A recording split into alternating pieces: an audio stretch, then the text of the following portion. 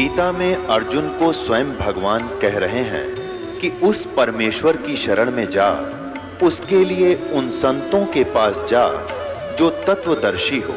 इसी प्रकार हजरत मोहम्मद को उनका अल्लाह कह रहा है कि कोई और पूर्ण परमात्मा है, उसको पाने के लिए उन तत्वदर्शी संत की तलाश कर। वो प्रभु कौन है, ये जानने के लिए कृपया अवश्य सुनिए जगत गुरु तत्वदर्शी संत रामपाल जी महाराज के अमृत वचन। तो क्या बताते हैं कि साध मिले सड़ साधी होंदी और विछड़ जा जलगीरी वे, अख दे नानक सुनो जहाना, ये मुश्किल हाल फकीरी वे। कि इसलिए ये भक्ति बड़ी कठिन बन गई है, बड़ी मुश्किल हो गई है फकीरी यानी भक्ति, क्योंकि इस ज्ञान के जानने वाले लोग नहीं हैं और मैं अकेला बताने वाला हूं, हजारों की संख्या में मिसगाइड करने वाले हैं। तो ये मुश्किल हाल फकीरी बन गई कि साध मिले सड़ साधी होंदी। ये वापस आते हैं जब मैं खुशी से फूला नहीं समाता हूं, और जब ये चले जाते हैं तो दिलगिरी वे यानी दुखी होता हूं कहीं इनको कोई मिसगाइड ना कर दे, मुश्किल से सिर चढ़ाए। तो यहाँ परमात्मा कहते हैं कि तुम नाचते गाते हो, बकवाद करते हो और 1 मिनट में बिजली गिर जाती है, खा के ये नाचना गाना। तो ऐसा रहो जैसे नानक साहिब जी बताना चाहते हैं कि ना जाने काल की कर डारे और किसी भी ढल जा पासावे, और जिनाते सरते मौत खुड़क दी कि उन्हानु के हंसावे। और फिर दूसरी बात ये है, जैसे विद्यार्थी, ये एक विद्या केंद्र है पूरी पृथ्वी, और जिनको मानव शरीर प्राप्त है, ये ड्रेस अलग है अन्य प्राणियों से, आपकी कुत्ते से, गधे से, सुअर से, तो ये ड्रेस अलग है, तो इसका काम भी कोई और ही है। यदि वो पशु पक्षियों जैसे ही कर्म हम इस ड्रेस में करते हैं, ये पोशाक है, एक चोला है शरीर हमारा, तो फिर हम समझदार नहीं हैं, हमें पता ही नहीं है कि हम किस उद्देश्य को लेकर इसमें ड्रेस पहने हुए हैं। और जो आप विद्यार्थी हैं, मनुष्य शरीर प्राप्त प्राणी पूरी पृथ्वी पर, ये सभी विद्यार्थी हैं और इनको परमात्मा पाने वाली, आत्म कल्याण करवाने वाले इस विद्यालय में प्रवेश प्राप्त हो चुका है। आपके इतने अच्छे नंबर हैं, इतने अच्छे अंक हैं आपके, और जो बच्चा जिस भी ट्रेनिंग में प्रवेश किए हुए है और उस ट्रेनिंग को करता नहीं, विद्यालय के समय को विद्यार्थी जीवन में वो सिनेमा देखता है, शराब पीता है, बढ़िया भोजन खाता है, और जो काम है उसको भूल गया, वो कर नहीं रहा है, तो वो बच्चा बाद में पछताता है। जैसे एक समय ये दास हरियाणा सरकार के अंदर जूनियर इंजीनियर सिविल के अंदर कार्यरत था, तो जहां हमारा कंस्ट्रक्शन वर्क चल रहा था, वहां पर रोड का भी कंस्ट्रक्शन वर्क चल रहा था, रोड का, सड़क का। तो सड़क के ऊपर एक व्यक्ति काम कर रहा था, उसके बच्चे वही मिट्टी में, जैसे मजदूरों के बच्चे वहीं रहते हैं साथ में, और वहां पर एक एक्सीडेंट आ गया उसी रोड का। एक्सीडेंट, एक अधिकारी होता है, कार्यकारी अधिकारी, इंजीनियर, तो वो जब वो चला गया इंस्पेक्शन करके, तो वो व्यक्ति क्या कहता है मजदूर के, ये मेरा क्लास फेलो था, ये एक्सीडेंट कभी हम एक विद्यालय में पढ़ा करते थे, मेरे भाग फूट गए, मैं पढ़ा नहीं, आज मजदूरी कर रहा हूं और मेरे बच्चे भी देखो यहीं पढ़े हैं, और ये पढ़ गया, समय का सदुपयोग कर गया, आज देखो कारों में चलता है, इसके बच्चे पंखों के नीचे कोठियों में लेटे हुए हैं। अब वो रो रहा था इस बात को याद करके। तो यहाँ परमात्मा आपको याद दिलाना चाहते हैं कि उस समय आप रोगे, पछताओगे, जब ये समय हाथ से छूट जाएगा मनुष्य जीवन का, तो इसी तरह पछताओगे। ये विद्यालय का समय है आपका, ये मनुष्य जीवन जब तक है आप विद्यार्थी हैं, और इसमें ये कार्य नहीं किया भक्ति वाला, तो बाद में पशु पक्षी बनकर रोया करोगे। गरीबदास जी कहते हैं, ये संसार समझदा नहीं, कहंदा श्याम दोपहरे नु, गरीबदास ये वक्त चाहते रोगे इस पैरे नु। ये मनुष्य जीवन एक बार हाथ से छूट गया, इस पैरा माने समय को रोया करोगे फिर, जैसे कुत्ता रात्रि में ऊपर को मुंह करके रोता है, उसकी आत्मा में कभी ना कभी वो बात याद आती है, मैं कितना गलती किए हुए हूँ, आज मैं कहाँ पड़ा हूँ, लेकिन हो कुछ सेकंड के बाद फिर वो भूल पड़ जाती है। तो ये प्रसंग जो बताया जा रहा है आपको, इस कहते हैं कहे कबीर और सब दुखिया एक संत सुखी मन जीतियो। अब आपने ये उद्देश्य बनाना पड़ेगा कि हम विद्यार्थी हैं, मनुष्य जीवन प्राप्त प्राणी, चाहे स्त्री का है चाहे पुरुष का, ये मानव शरीर कहा जाता है। तो ये जितने भी मानव शरीर प्राप्त प्राणी हैं ये विद्यार्थी हैं। इनका उद्देश्य परमात्मा पाना, आत्म कल्याण करवाना है। वो दूसरी बात है कि किसने कौन सी ट्रेनिंग कर रहा है। जैसे कोई विष्णु की साधना कर रहे हैं तो वो ट्रेनिंग उसकी न्यारी है, स्वर्ग तक की पहुंच है, वहां से फिर वापस जन्म मृत्यु सदा बनी रहेगी। ऐसे ही कोई शंकर जी की पूजा करता है तो वो भी वो ट्रेनिंग अलग है, उसका लाभ अलग है, भिन्न है। कोई ब्रह्म तक की साधना करता है, वो ब्रह्म की ट्रेनिंग कर रहा है, वहां जाने की, ब्रह्म लोक में चला जाएगा, पुण्य समाप्त करके फिर वापस आएगा। गीता अध्याय नंबर 8 के श्लोक नंबर 16 में प्रमाण है कि ब्रह्म लोक पर्यंत भी सभी प्राणी पुनरावृत्ति में वहां गए हुए भी जन्म मृत्यु में ही रहेंगे। तो इसी प्रकार जो अक्षर पुरुष की तो यहाँ साधना कोई करता ही नहीं, क्योंकि उसके लोक में जाना नहीं होता। हमने फिर उसके बाद तो पार ब्रह्म, सबसे परला परमात्मा, जिसको परम अक्षर ब्रह्म कहा है, संतों ने उसको पार ब्रह्म कहा। पार ब्रह्म, एक ब्रह्म, एक पर ब्रह्म, और तीसरा पार ब्रह्म। पार माने सबसे पर पार का, सबसे ऊपर वाला, सबसे परली पार का। तो हमने साधना उस पार ब्रह्म की करनी है, परम अक्षर ब्रह्म की करनी है, पर ब्रह्म की नहीं करनी। ना ब्रह्म की प्राप्ति का उद्देश्य नहीं रखना। साधना अलग चीज होती है, लेकिन प्राप्ति का टारगेट हमने सतलोक का बनाना है, सचखंड में जाने का, जहां जाने के बाद लौटकर फिर संसार में नहीं आते। अब हम आते हैं, मन तू चल रे सुख के सागर, जहां शब्द सिंधु रत्नागर। शब्द सिंधु यानी जहां सुख का सागर, सुख ही सुख है। फिर कहते हैं कोट जन्म तन भरमत हो गे, कुछ ना हाथ लग्या रे, कुकर सुकर खरबया बोरे, कौआ हंस बुगारे।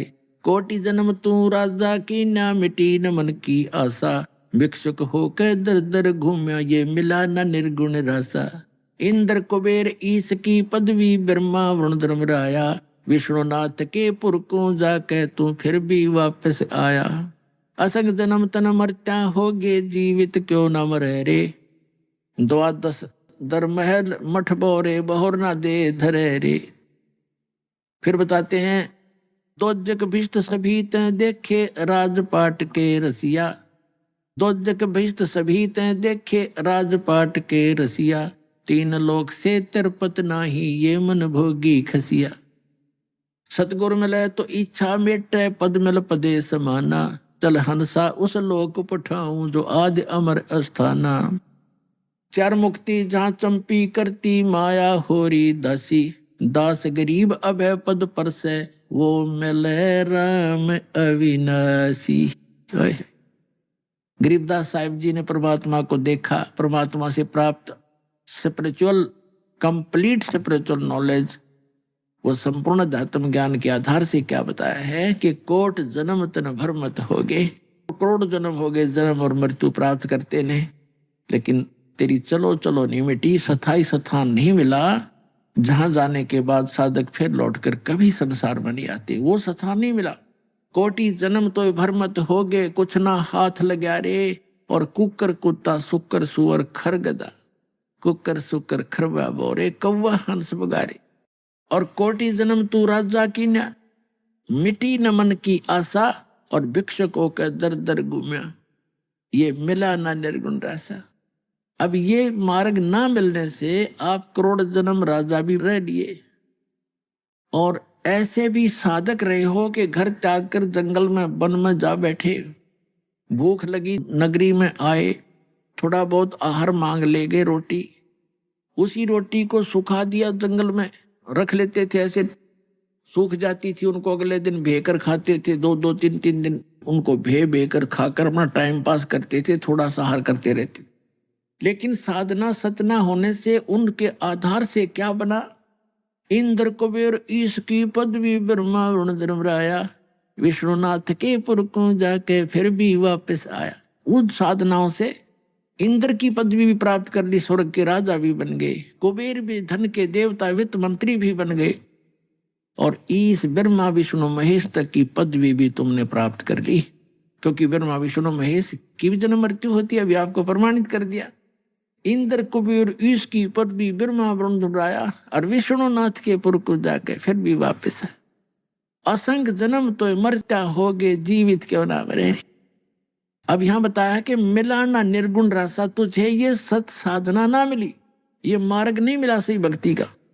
क्या बताते हैं, सुखदेव ने 84 भुगती बना पजावे खरवो, तेरी क्या बुनियाद पुरानी तू पंडा पंथ पकड़वो। सुखदेव जैसे ऋषि ने भी ये मार्ग ना मिलने से गधे की योनि पाई और पजावे के ऊपर उसने ईंटें ढोई।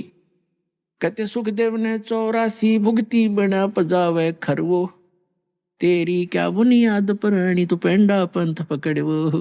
तेरी क्या औकात है भोले आत्मा।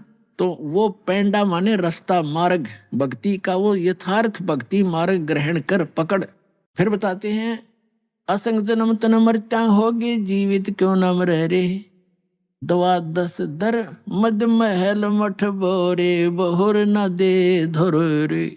गीता अध्याय नंबर 15 के श्लोक नंबर 4 में कहा है कि उस तत्व ज्ञान की प्राप्ति के पश्चात परमेश्वर के उस परम पद की खोज करनी चाहिए, जहां जाने के बाद साधक फिर लौटकर कभी संसार में नहीं आते।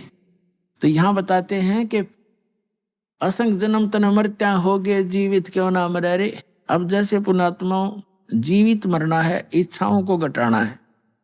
एक तो ये ज्ञान से घटेंगी, ज्ञान के बिना मर्यादा बेशक बनाकर बैठ जाओ, ये नहीं बनती, ज्ञान से समाप्त होंगी। जैसे आप कोठी बना रहे हो, सारा जीवन ला दिया कोठी बनाने में, और कल मृत्यु होगी और कोठी रहेगी यहीं। एक सेठ था, आंखों देखा एक मजदूर बता रहा था कि हम वहां मजदूरी कर रहे थे और उसने कम्प्लेक्स बनाना था शहर के अंदर, रोहतक के अंदर, और शाम को मजदूरों की तनख्वाह देकर हम वही बैठे बैठे अपने गिन रहे थे तनख्वाह जो हमें मिली थी। और वो वहीं पर टूटी लगा रखी थी तराई तरुई के लिए, गर्मियों का मौसम था। वो स्नान करने लग गया वहीं टूटी के नीचे, नहा के धोती, वो पजामा पहना था और कुर्ता हाथ में लिया था, जब मर गया वही हार्ट अटैक हो गया, बैठा बैठा रह गया। अब चाट ले उस कम्प्लेक्स ने, उड़ के गधा बन के कुमार के फंसेगा। तो परमात्मा कहते हैं जो काम इसका करने का वो भूल गए, बकवादों में लगे रहे तुम, तो इससे इच्छा हटेगी। तो यहाँ परमात्मा आपको सतर्क करना चाहते हैं कि ये लोग ठीक नहीं, जिस काम में सारा जीवन तुम लगा रहे हो, ये काम केवल इतना ही नहीं है। अब प्राणी को यहाँ टाइम पास करने के लिए मकान भी चाहिए, से झोंपड़ी दे दाता, पर राम नाम बना रहे, भक्ति बनी रहे, या दूर ना हो। और भक्ति बनी रही तो आपको जो भी कोई आपदा, कोई आवश्यकता इस जीवन में पड़ेगी, भगवान आगे दर देगा, ठाका जबरदस्ती दे देगा।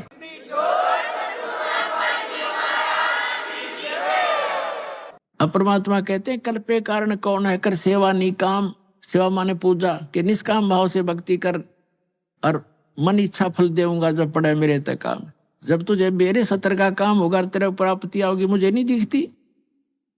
जैसे परमात्मा ने एक भूमिका करके दिखाई है, जुलाहे का काम करके झोपड़ी में रह करके, और दुष्ट लोगों ने झूठी अफवाह फैला दी, झूठे पत्र लिख दिए थे कि कबीर साहब भंडारा करेंगे। 18 लाख व्यक्ति आगे भंडारा खाने के लिए, और साथ में ये भी लिख दिया पर्चियों पर, चिट्ठियों पर, कि प्रत्येक भोजन के बाद सबको एक दोहर देगा।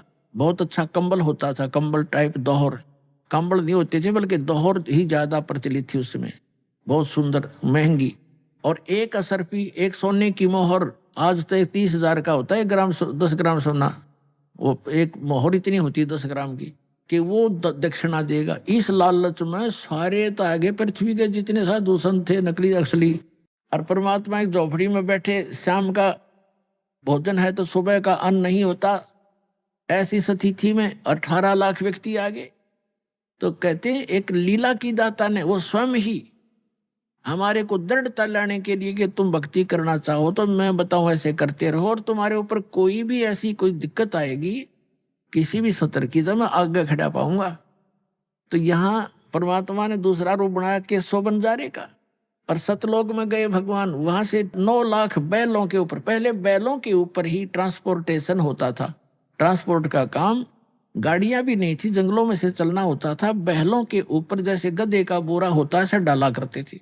तो उसमें कोई खांड भर ले जाता है, कोई बाजरा, कोई ज्वार, एक मंडी से दूसरी मंडी में ले जाते थे। तो ट्रांसपोर्ट का काम बैलों से होता था। उनको बंजारे बोलते थे, बिजनेसमैन, बनज करने वाले बंजारे। तो बंजारे का रूप बनाकर भगवान सतलोक में गए, सचखंड से 9 लाख बैल, और उनके ऊपर बड़े बड़ा पका पका जलेबी, कचौड़ी, पकौड़ी, दही, बड़े, सारा कुछ, जलेबी, हलवे, खीर, माठ भर भर दे रहे भगवान। और वहां चौप काशी के बाजार में लगा कर टेंट, उनमें सारे कर दिए खाली, पाड़ की पाड़ में तो ढेर के ढेर पूरियों का, जलेबियों का, लाडुओं का बहुत महंगा पड़ा हुआ, और भंडारा शुरू कर दिया। और आप बैठे झोपड़ी में दूसरा रोल कर रहे। तो ये हमें उदाहरण दिया था कि कल्पे कारण कौन है, कर सेवा नहीं काम, मन इच्छा फल देऊंगा जो पड़े मेरे से काम। तो हम अगर सच्ची साधना, सच्चे मन से भगवान की भक्ति करेंगे और मर्यादा में रहते हुए, हमने घनी आवश्यकता नहीं, एक तो आवश्यकता हम खत्म करेंगे। जैसे हम भक्ति करेंगे तो भगवान हमारी आपदाओं को टालेगा। दूसरी बात यह है कि हम विवाह शादी में जो खर्च करते हैं बंद करना पड़ेगा, और ना ही ज्यादा संग्रह करने की नीति बनाओ, क्योंकि हमने सफर भी तय करना, सतलोक जाने वाले मार्ग पर हम चल पड़े। अब यात्री घना वजन उठाकर सफर तय नहीं कर सकता। कोठी भी बना लूं, बंगले भी बना लूं, फलाना भी कर दूं, नहीं। आवश्यक वस्तुएं अवश्य लो, बनाओ, अनावश्यक मत करो।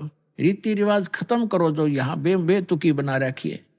एक लड़की का विवाह कर दिया, फिर उसको हमने बोझ न्यू मान लिया कि पहले तो यहाँ खर्चा गणा करें, लोग दिखावा करना पड़ा, देखम देखा, विवाह के अंदर गहने देने पड़े, कपड़े 40 अगलियां के, 20 पछलियां के, वे मतलब वो इधर उधर ठाए फिरते रहते।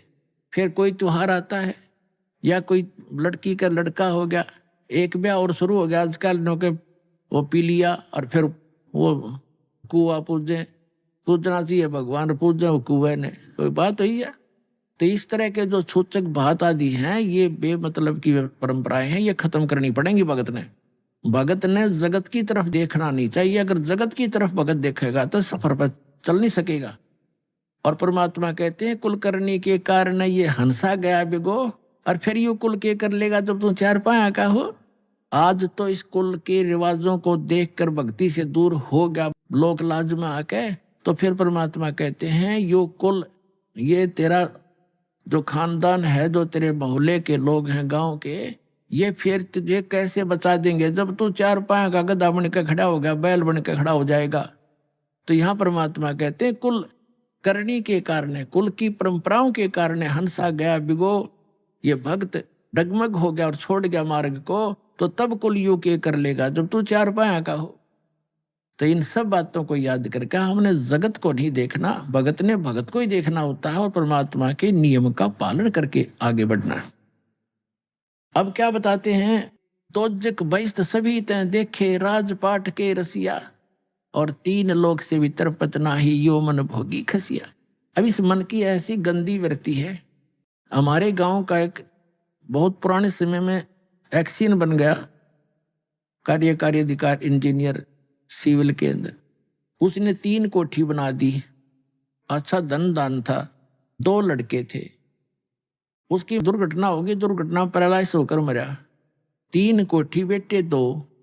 अब उस एक कोठी का ऊपर उन बेटियां का झगड़ा हो गया। एक तो उनकी थी, एक पर हो गया, एक ने उसका गोली मार दी, तो हो गया ना से खड़े, चाट ले उसको उठे ने, और आप गधा बने रहोगा कि तो यहाँ परमात्मा कहते हैं दो जग बहिष्ठ सभी तय देखे, नरक भी जा लिया, स्वर्ग में देवता भी बन लिया, यहाँ का राजा भी बन गया, राजपाट के रसिया, और 3 लोक से भी तरपत नाही ये मन भोगी खसिया। कोई एक सरपंच बन जाता है गांव का, तो उसकी नीयत ये रहती है कि चेयरमैन बनूं जब बात बने। अब चेयरमैन बन जाता है तो उसकी नीयत ये है कि अगली बार में एमएलए की टिकट मिले। एमएलए बनने के बाद भी संतुष्टि नहीं होती, ये बट नेचुरल है। वो जो चाहे कोई मिनिस्टर पोस्ट मिले, मंत्री पद मिले, जब कि मैं जी आवे, मंत्री बनने के बाद भी संतुष्टि नहीं है कि फिर भी पराधीन हूं और मुख्यमंत्री बनूं तो बात बने। मुख्यमंत्री बनने के बाद फिर तगड़मबाजी शुरू होती है, प्रधानमंत्री बनूं जब जय जयकार हो। प्रधानमंत्री का नंबर आओ, इतने भाई की टिकट कट जा, फिर गधा बना पाओगे तो कुमार के बोरे तले। तो परमात्मा कहते हैं ये ज्ञान समझ में आओगा सतगुरु की शरणों में।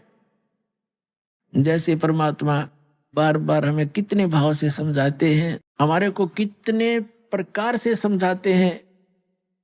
मन ने की कर ले 2 दिन का मेहमान, मन ने की कर ले 2 दिन का मेहमान।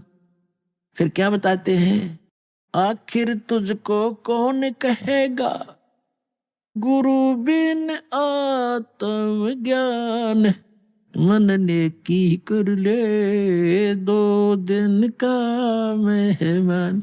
क्या कहते हैं कि ठीक है तो मनुष्य जीवन में है, कहीं भी जाएगा, रिश्तेदारी में जाएगा, कोई बड़े छोटे अच्छे नेक व्यक्ति से मिलेगा, आपको वो संसारिक जीवन की तो ट्रेनिंग दे सकते हैं, धन जोड़न की भी दे सकते हैं, लेकिन गुरु के बिना तुझे आत्मज्ञान नहीं मिलेगा। तो क्या बताते हैं, आत्मज्ञान और परमात्म ज्ञान ये 2 ज्ञान होते हैं। आत्मज्ञान तो ये है कि हम कौन हैं, कहां से आए हैं, हमारा उद्देश्य क्या है, ये मृत्यु और जन्म हो रहा है। और परमात्म ज्ञान वो है जो परम पिता कौन है, जिसकी साधना से पूर्ण मोक्ष हो, वो कौन है, तो वो बताया जा रहा है। तो यहाँ क्या बताते हैं कि 3 लोक से तिरपतना ही ये मन भोगी खसिया। इस मन की इतनी गंदी वृत्ति है, इसकी कोई संतुष्टि नहीं, इस ज्ञान से संतुष्टि होएगी। कहते हैं सतगुरु मिले तो इच्छा मिटे पद मिल पदे समाना, और चल हंसा उस लोक पठाऊं जो आज अमर स्थान। अब देखो ये है सूक्ष्म वेद, और सूक्ष्म वेद के जो गूढ़ शब्द हैं वो उस वेद से भी अधिक हैं जो हम वेद माना करते 4 वेद। इसमें क्या लिखा है कि सतगुरु मिले तो इच्छा मिटे। सतगुरु मिलेंगे तो सब ऐसा ज्ञान सुनाएंगे यहाँ की सब इच्छाएं समाप्त हो जाएंगी। और पद मिल पदे समाना, पद के 2 अर्थ हैं यहाँ पर, पद मिल पदे समाना। पद माने पद्धति, भक्ति की विधि सही मिलेगी तो उस पद मिल पदे समाना, कौन से पद को प्राप्त करेंगे? गीता अध्याय नंबर 15 के श्लोक नंबर 4 में वर्णित है कि तत्वदर्शी संत की प्राप्ति के पश्चात तत्व ज्ञान के आधार से जानकर उसके पश्चात परमेश्वर के उस परम पद की खोज करनी चाहिए, जहां जाने के बाद साधक फिर लौटकर कभी संसार में नहीं आता। अब यहाँ परमात्मा का सूक्ष्म वेद में वही बता रहे हैं, गरीबदास साहिब जी बता रहे हैं कि सतगुरु मिले तो इच्छा मिटे पद मिल पदे समाना। पद माने पद्धति, सही श्रेष्ठ भक्ति विधि मिलने से उस पद में समावांगे, वहां पहुंच जाएंगे जहां जाने के बाद साधक लौटकर फिर नहीं आते। पद मिल पदे समाना और चल हंसा उस लोक पठाऊं। हे प्यारी आत्मा, चल तुझे वहां भेज दूं जो आदि अमर अस्थाना, आदि अमर यानी जो शाश्वत स्थान है। गीता अध्याय नंबर 18 के श्लोक नंबर 62 में कहा कि अर्जुन तू सर्व भाव से उस परमेश्वर की शरण में जा, उसकी कृपा से तू परम शांति को और सनातन परम धाम को, शाश्वत स्थान को प्राप्त होगा। तो यहाँ वही बता रहे हैं कि हम जो विधि बता रहे इससे वो मिलेगा तुम्हें। और गीता ज्ञानदाता ने तो बता दिया है कि वो तत्वदर्शी संत बताएंगे। तो वो तत्वदर्शी संत वर्तमान में ये दास भेज रखा है उस परम पिता ने आप पुण्यात्माओं के लिए, ये सत्कर मान लेना।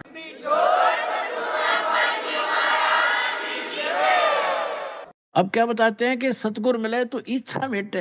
कहते हैं सुरपति दुखिया भूपति दुखिया, रंग दुखी बपरीति हो, कह कबीर और सब दुखिया, एक संत सुखी मन जीती। अब संत मन जीती बना रहा है दास आपको, ये इच्छाएं हटेंगी, मन की वृत्ति चेंज होगी। सतगुरु मिले तो इच्छा मिटे पद मिल पदे समाना, और चल हंसा उस लोक पठाऊं जो शाश्वत स्थान, आदि अमर स्थाना, आदि यानी पहले का, सदा से ही है वो, और अमर शाश्वत स्थान है। फिर वहां क्या सुख है? 4 मुक्ति जहां चंपी करती। अब जैसे यहाँ की जो मुक्तियां हैं, 4 मुक्तियां हैं, ये चारों की चारों प्राप्त प्राणी भी वापस जन्म मृत्यु में रहता है, वो सदा वो सुख उनको नहीं प्राप्त रहता, और वहां जाने के बाद सदा सुख रहेगा। सतलोक में जाने के बाद चार मुक्ति जहाँ चंपी करती माया होरी दासी, और दास गरीब अब पद पर से वो मिले राम अविनाशी। गीता अध्याय नंबर 15 के श्लोक नंबर 17 में जो कहा है, उत्तम पुरुष तु अन्य परमात्मा इति उदाहरता है, यह लोग चरम अविश्य विवृत्ति अब ईश्वर है। तो वो परमात्मा अविनाशी परमात्मा आपको मिलेगा जो साधना हम बता रहे हैं, ये दास बता रहा है, और वहां सदा सुखी रहोगे, आपका परिवार होगा, वो कभी मृत्यु को प्राप्त नहीं होगा, किसी चीज का अभाव नहीं होगा। और यहाँ से तो आपने जाना पड़ेगा, यह आपको याद है खूब, और याद रखना। इसलिए यहाँ की इच्छाएं हटाकर अब वहां की आशा बनाए सतलोक जाने की, जहाँ आशा ता बासा हुई, और मन कर्म वचन सुमरियो सोई।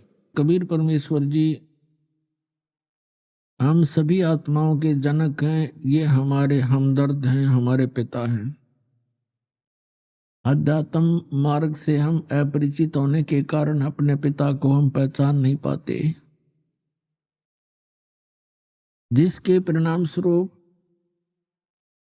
हम साधना करते करते भी इस काल के जाल से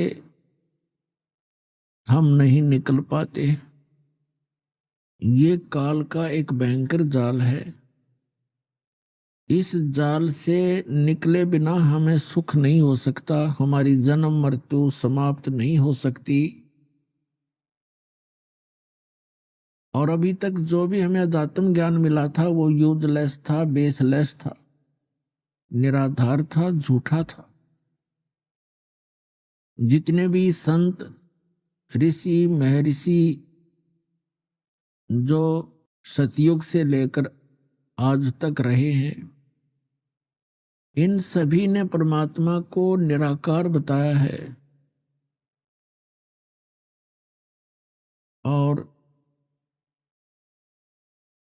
जैसे स्वर्गलोक, ब्रह्मलोक, ये स्थान भी उन्होंने बताया हमारे को, स्वर्गलोक बताए हैं, और उसकी व्यवस्था ये भी बताई गई है कि वहां जितने भी प्राणी जाते हैं, स्वर्ग के अंदर अपना पुण्य समाप्त होने के उपरांत अन्य योनियों को प्राप्त करते हैं, दूसरे प्राणियों के शरीरों में वो प्रवेश कर जाते हैं। ये सिलसिला असंख्यों युगों से चला आ रहा है। अब कुछ समय से 100, 125, 150 वर्ष से इस काल ने एक और जाल फैलाया है, जो ये सतलोक की महिमा बताने वाले कुछ पंथ पनपे हैं, जिसमें से राधा स्वामी पंथ जो आगरा से प्रारंभ हुआ है, ये सबसे पुरातन है। इस अभी सन 1861 के आसपास ये प्रारंभ हुआ, और उसी से बहुत सी ब्रांचें बन गई हैं, जैसे जय गुरुदेव पंथ मथुरा में, सच्चा सौदा सिरसा के अंदर डेरा बना हुआ है, और ब्यास के अंदर भी उसी से बहुत से पंथ निकले हैं, जैसे जनौद के अंदर एक भिवानी जिला में, और भी अनेकों स्थानों पर ठाकुर जी है, ये भी उसी राधा स्वामी पंथ से निकले हुए एक अलग से उन्होंने पंथ चलाया, कृपाल जी। ये सभी परमात्मा को निराकार बताते हैं, सतलोक में सतपुरुष निराकार बताते। इनका तो सिर पैर है ही नहीं ज्ञान का, यो आपको बहुत बार दिखाया दास ने। तो कहने का तात्पर्य ये है कि हम यथार्थ अध्यात्म मार्ग से अपरिचित रहे, जिस कारण से हम जन्म और मृत्यु के इस दीर्घ रोग में फंसे रहे। हम साधना भी करते रहे, दुख जोंके तो बने रहे, इसका कारण ये था कि हम जिन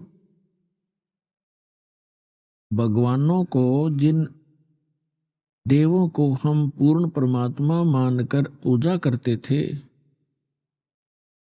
वो पूर्ण नहीं थे। परमात्मा के गुणों में लिखा हुआ है कि परमात्मा मनुष्य के सभी दुखों का निवारण कर देते हैं, और इसी आधार से हम साधनाएं किया करते थे। इसलिए भक्ति करते थे कि आने वाले जीवन में हमारा परिवार सुखी रहे, हम भी सुखी रहें, हमारे ऊपर कोई आपदा ना आवे। इसलिए हम साधना किया करते थे, धन लाभ भी उद्देश्य रखते थे और परमात्मा की साधना हम करते रहते थे। लेकिन वही साधना करते करते कुछ एक तो बहुत अच्छी पोस्ट प्राप्त कर जाते हैं, कुछ अच्छे धनी हो जाते हैं, कुछ एक को अच्छी संतान भी मिलती है। उन्हीं साधनाओं को करते करते अन्य का सर्वनाश भी हो जाता है। इसका कारण ये था कि जिन भगवानों को हम भगवान मानकर पूजा किया करते थे, जिन देवों को,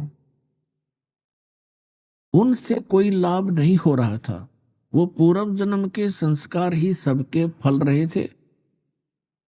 जो पूर्व जन्म के पुण्यकर्मी प्राणी हैं, उनको उनके प्रारब्ध में, उनकी किस्मत में जो लिखा है, उनको वो मिलना ही होता है, चाहे वो भक्ति साधना करें या ना करें। तो उनको जो उसी साधना को करते करते अच्छे धनी भी हो जाते हैं, संतान भी नेक होती है और संसार के अंदर वो सुखी भी नजर आते हैं। तो उनके पूर्व जन्म के पुण्य थे, उन्हीं के आधार से उनको जो प्राप्त हुआ, वो भक्ति से उसका कोई लिंक नहीं था, क्योंकि उसी साधना को करते करते दूसरे उसी कुल के, उसी परिवार के सदस्य भी वही साधना कर रहे होते हैं और उनको इतनी हानि हो जाती है कि सोच भी नहीं सकते, क्योंकि उनके पुण्य नहीं थे। तो यही ज्ञान देने के लिए परमात्मा स्वयं आते हैं कि तुम जिन देवों की, जिन प्रभुओं की पूजा कर रहे हो, उनसे आपको वो लाभ नहीं हो सकता जो श्रीमद् भगवद गीता अध्याय नंबर 18 के श्लोक नंबर 62 में वर्णित है। गीता अध्याय 15 के श्लोक नंबर 4 में वर्णित है। उनमें कहा है कि हे अर्जुन, तू सर्वभाव से उस परमेश्वर की शरण में जा, उसकी कृपा से ही तू परम शांति को और सनातन परम धाम को प्राप्त होगा। तो यहां परमात्मा स्वयं आकर 600 वर्ष पहले ये ज्ञान करा कर गए थे। परमात्मा कहा करते कबीर जी, तीन देव की जो करते भक्ति, उनकी कदे ना होवे मुक्ति। गुण तीनों की भक्ति में ये भूल पड़ो संसारे, कहें कबीर निज नाम बिना कैसे उतरो पारे। तीन देव की जो करते भक्ति, उनकी कभू न होवे मुक्ति। वो तीन देव कौन कौन है?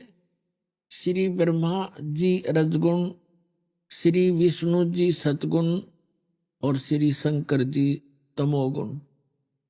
तो परमात्मा 600 वर्ष पहले कहा करते थे, गुण तीनों की भक्ति में ये भूल पड़ो संसारे, कहें कबीर निज नाम बिना कैसे उतरो पारे। तीन देव की जो करते भक्ति, उनकी कदे ना होवे मुक्ति। पुण्यात्माओं, आज से लगभग 600-550 वर्ष पूर्व और भरे बाजार में सत्संग के अंदर प्रवचनों में ये कहना कि तीनों देवता ब्रह्मा विष्णु महेश की जो पूजा करते हैं, उनको कोई मोक्ष प्राप्त नहीं हो सकता, उनकी गति नहीं हो सकती। तो पुण्यात्माओं, ये बहुत ही कठिन कार्य था और परमात्मा ने ये 600 वर्ष पहले कहा, ये ज्ञान दिया। जिस कारण से परमात्मा का बहुत विरोध हुआ, कबीर परमेश्वर का, उनके साथ बहुत सी बदतमीजियां की गई, उनको जान से मारने की भी चेष्टा बार बार की गई, लेकिन वो समर्थ थे। वो हमारे पिता हैं और वो हमारे लिए ही आते हैं कि कभी ना कभी तो इनका ये नशा, ये झूठे सुख का नशा जो काल ने कर दिया त्रिगुणमयी माया का, ये कभी तो उतरेगा, कभी तो मुझे पहचानेंगे। तो अपनी पहचान छोड़कर चले गए थे भगवान 600 वर्ष पहले, सन 1398 से सन 1518 तक 120 वर्ष एक जनसाधारण की भूमिका की, एक सिंपल जुलाहा बनकर, धानक बनकर रहे भगवान। और उसी बनारस की कुटिया से असंख्य ब्रह्मांडों का संचालन भी कर रहे थे, प्रत्येक प्राणी की वो सुरक्षा व्यवस्था भी कर रहे थे। अपने आत्मा परमात्मा ने 600 वर्ष पहले कहा था कि 3 देव की जो करते भक्ति, उनकी कबू ना होवे मुक्ति। तुम कौन राम का जपते जापम, तात कटे ना तीनू तापम। परमात्मा कहा करते, तुम किस भगवान की भक्ति कर रहे हो, किसका मंत्र जाप कर रहे हो, उन भगवानों से तुम्हारा कोई 3 ताप का जो कष्ट है वो भी दूर नहीं हो सकता। आज आपको प्रमाणित करते हैं कि हमारे सदग्रंथ भी यही प्रमाण करते रहे। श्रीमद् भगवत गीता अध्याय नंबर 7 के श्लोक नंबर 12 से लेकर 15 में ये स्पष्ट किया है कि 3 देव, श्री ब्रह्मा जी रजगुण, श्री विष्णु जी सतगुण और श्री शिव जी तमगुण की जो साधना भक्ति करते हैं, उनको कोई लाभ नहीं होता।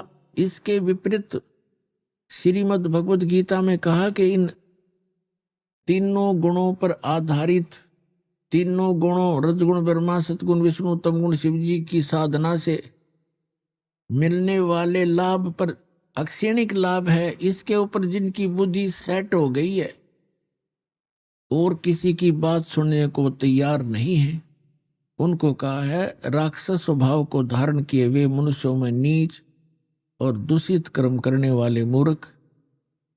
गीता ज्ञानदाता कहता है मेरी भक्ति भी नहीं करते। अपने आत्मा अध्यात्म मार्ग से हम दूर घने हो गए और अज्ञान हमने ज्यादा ग्रहण कर रखा है। इसलिए प्रथम बार ये वचन कोई सुनता है तो उसको बहुत ज्यादा दुख होता है, मचल जाती है आत्मा, क्योंकि हम श्री विष्णु श्री शंकर जी इनके रंग में बहुत ज्यादा रंगे हुए हैं। और जब सच्चाई सुनते हैं, एक बार कड़वी अवश्य लगती है, लेकिन कुछ दिनों के बाद वो मीठी हो जाती, क्योंकि उस अज्ञान से हमारी आत्मा में निर्मलता समाप्त हुई। और जब सच्चाई प्रारंभ होती है तो आत्मा एकदम उसके विपरीत सोचती है, सटराई करती है। लेकिन सच्चाई के अंदर इतना दम होता है, वो अपना स्थान बनाकर ही रहती है। जब दास ने यह सत्संग शुरू किए, इतना विरोध हुआ। एक बार तो ऐसा लगा कि परमात्मा आपका ज्ञान आपके बच्चों तक कैसे पहुंच पाएगा। कदम कदम पर विरोध हो रहा है।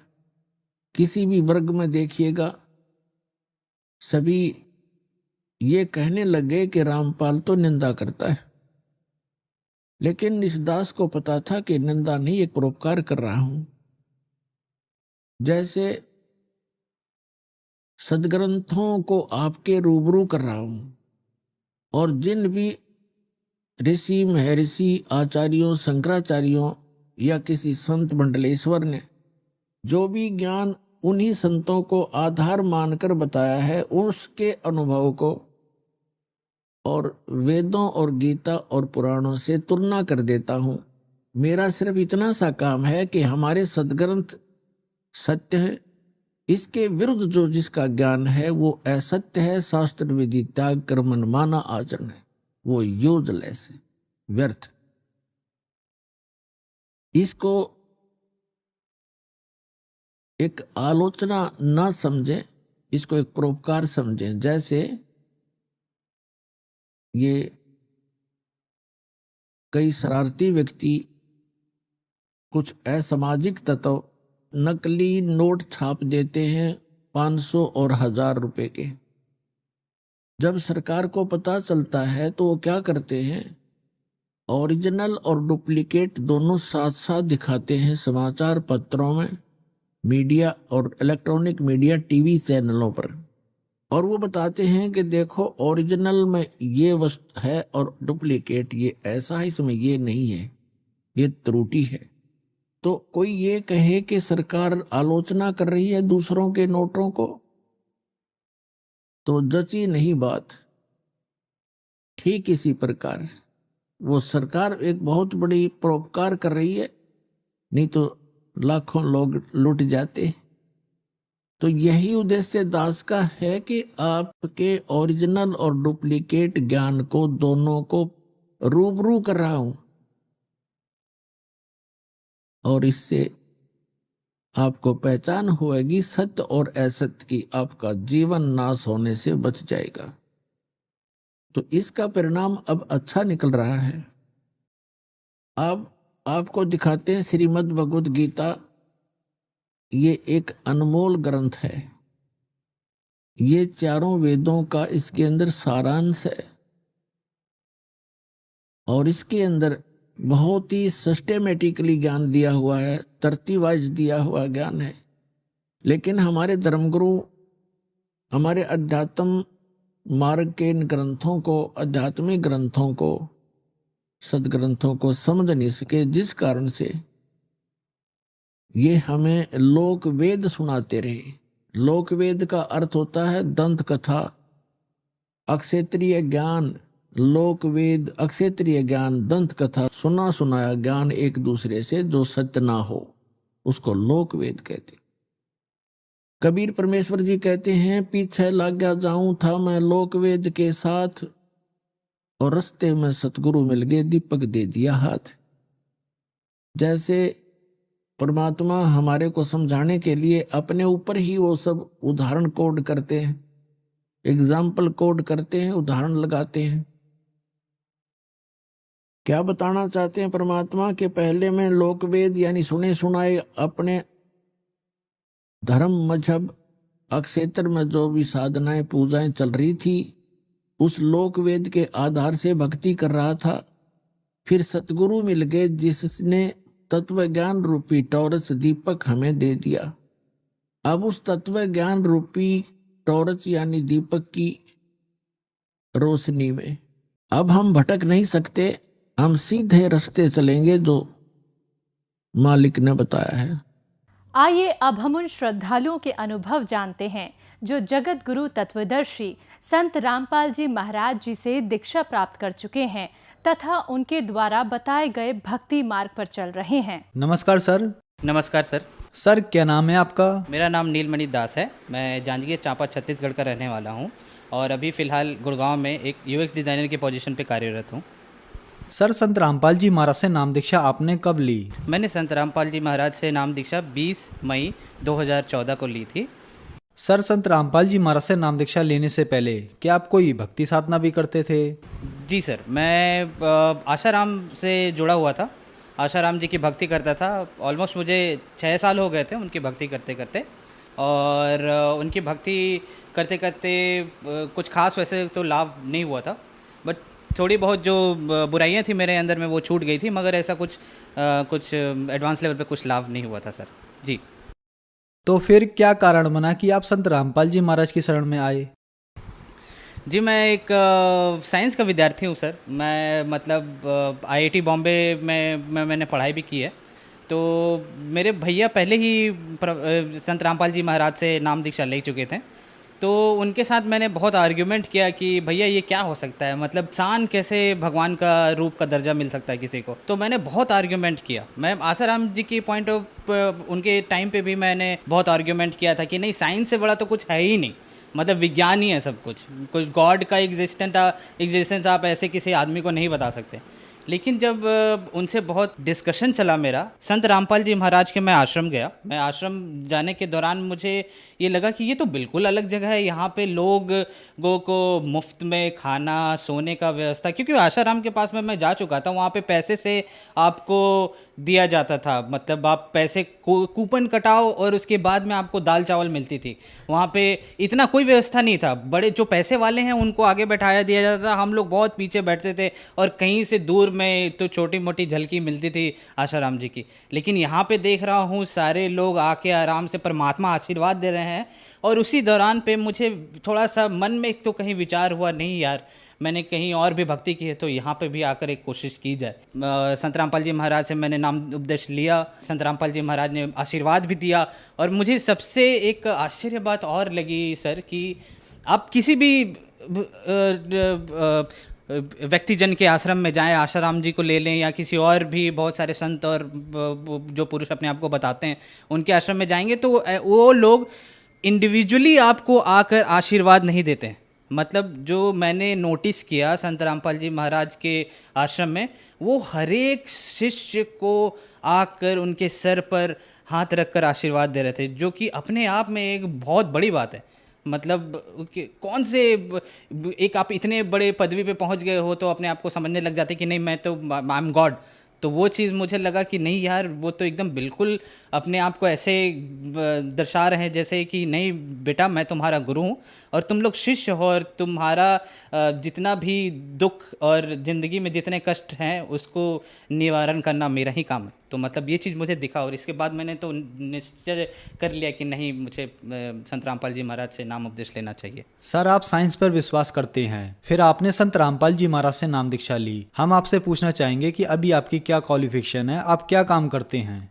जी मेरी क्वालिफ़िकेशन, मैं national institute of fashion technology से बैचलर इन डिज़ाइन टेक्सटाइल में मैंने डिग्री ली है। मैं उस दौरान पे शाहरुख खान, आपने अभिनेता का नाम सुना होगा, मैंने उसके घर का इंटीरियर भी डिज़ाइन किया हुआ है।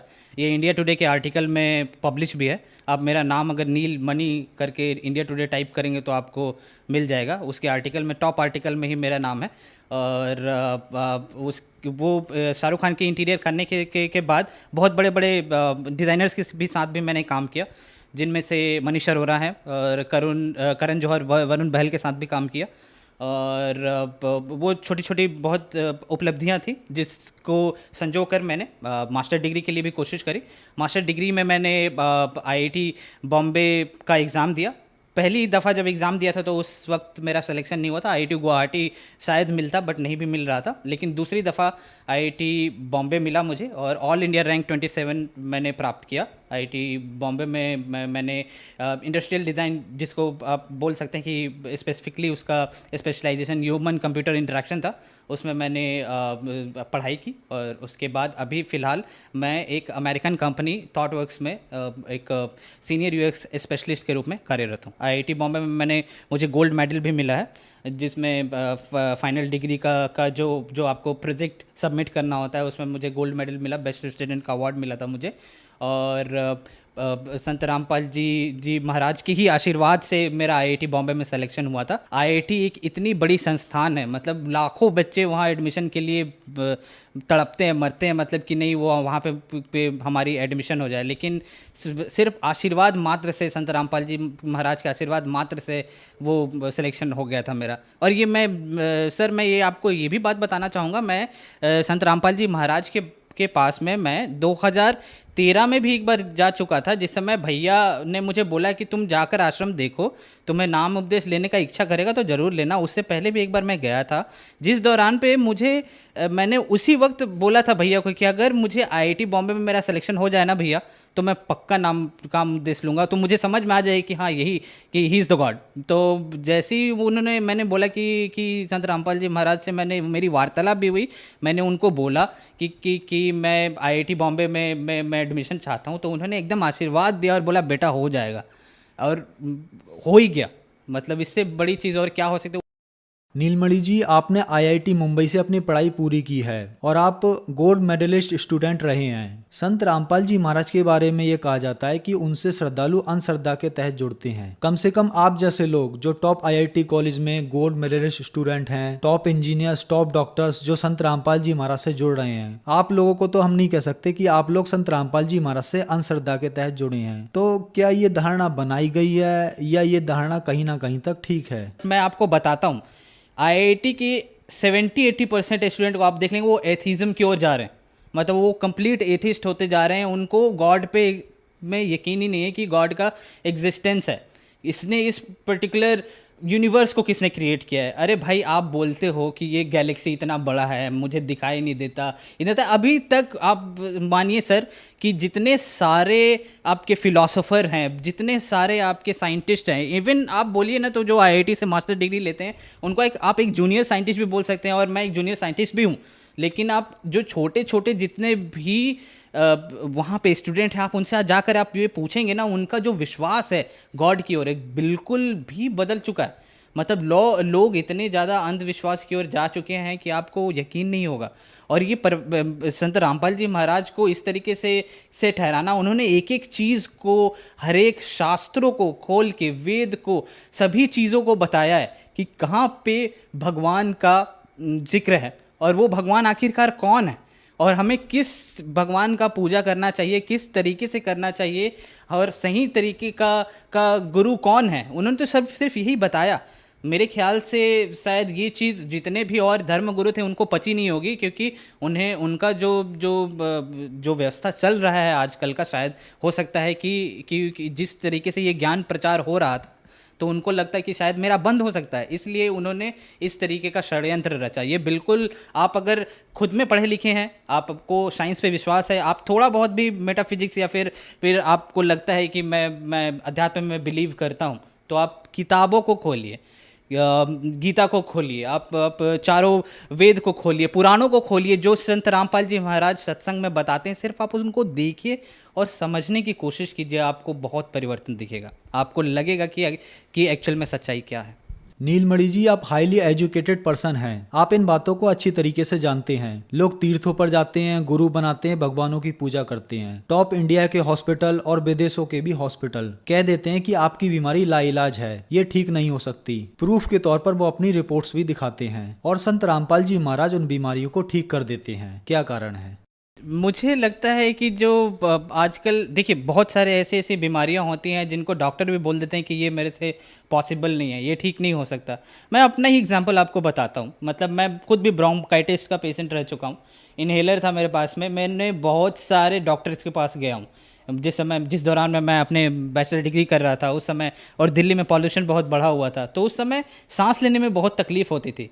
तो मुझे कहीं ना कहीं लगा, और भैया से भी मैंने पूछा कि क्या करना चाहिए। तो डॉक्टर के पास तो जा ही रहे थे, लेकिन मैंने सोचा एक बार अरदास लगा कर देखें संत रामपाल जी महाराज से क्या होगा। जब अरदास लगाई तो एकदम से गायब हो गया। आज की डेट में मैं बता रहा हूँ आपको कि मतलब ऐसे बीमारी छू मंतर हुई, जो डॉक्टर बोल रहे थे कि टाइम लगेगा, आपको इनहेलर ले लो और अलग अलग तरीके के टैबलेट्स दे रहे थे। आज जब संत रामपाल जी महाराज की इतनी दया हुई है कि मुझे तो दवाई हाथ लगाना ही नहीं पड़ता। संत रामपाल जी महाराज सिर्फ आपको मंत्र देते हैं, वो मंत्र और साधना को आप सही तरीके से जब करने लग जाएंगे तो ऑटोमेटिकली आपकी जो जितनी भी बीमारियां हैं धीरे धीरे करके ठीक हो जाएंगे। और मेरे बहुत सारे ऐसे मित्र हैं सर जो IIT में पढ़े हैं, और वो भी मतलब ऐसे अगरबत्ती वगैरह दिखाते थे, और मैं साथ ही साथ मैं अपना नित्य नियम किया करता था संत रामपाल जी महाराज का। तो वो लोग, उनको आश्चर्य होता था कि ये कौन सी पूजा की विधि है जिसमें कुछ जलाना नहीं पड़ता, कुछ करना नहीं पड़ता, एक आपने बस जोत जला ला दिया है, उसके बाद में आप बस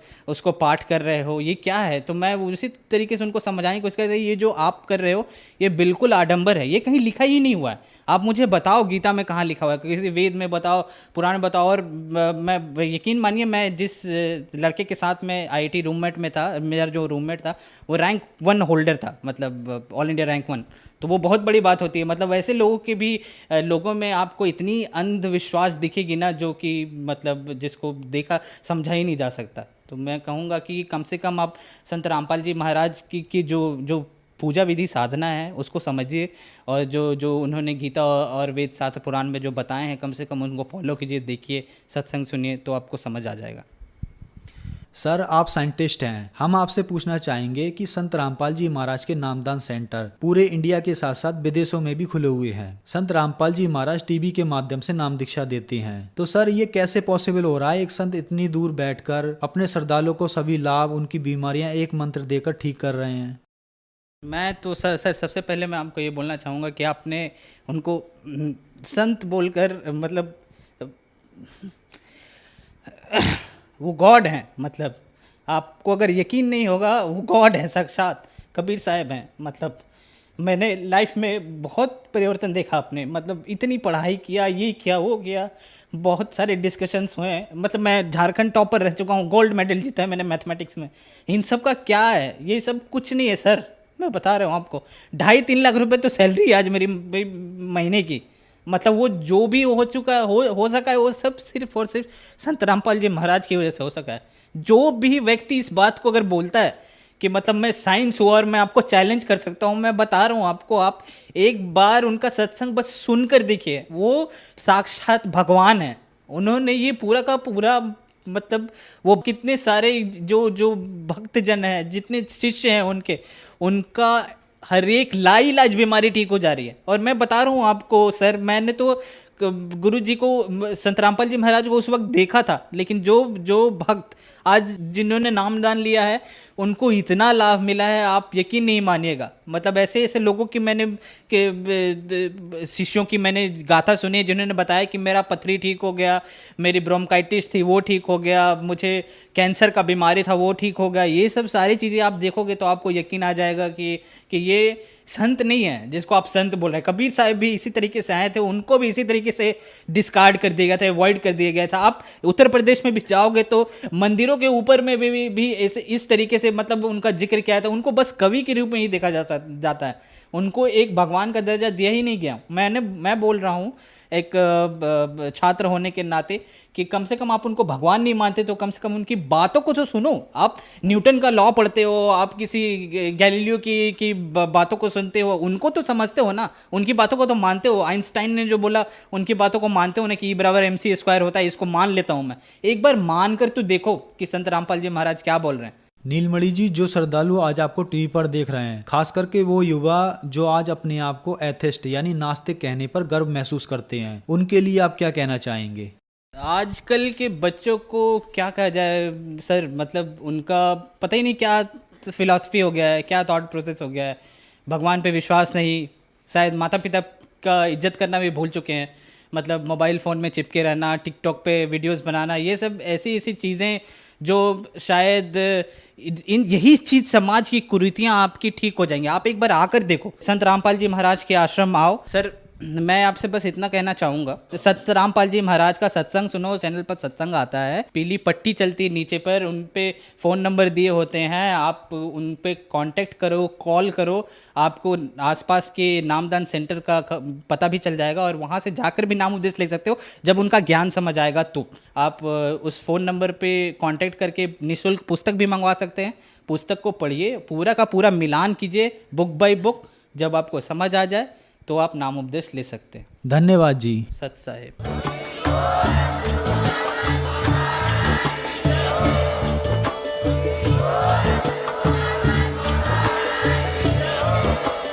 आप सुन रहे थे जगत गुरु तत्वदर्शी संत रामपाल जी महाराज जी के मंगल प्रवचन। अधिक जानकारी के लिए विजिट कीजिए हमारी वेबसाइट www.jagatgururampalji.org।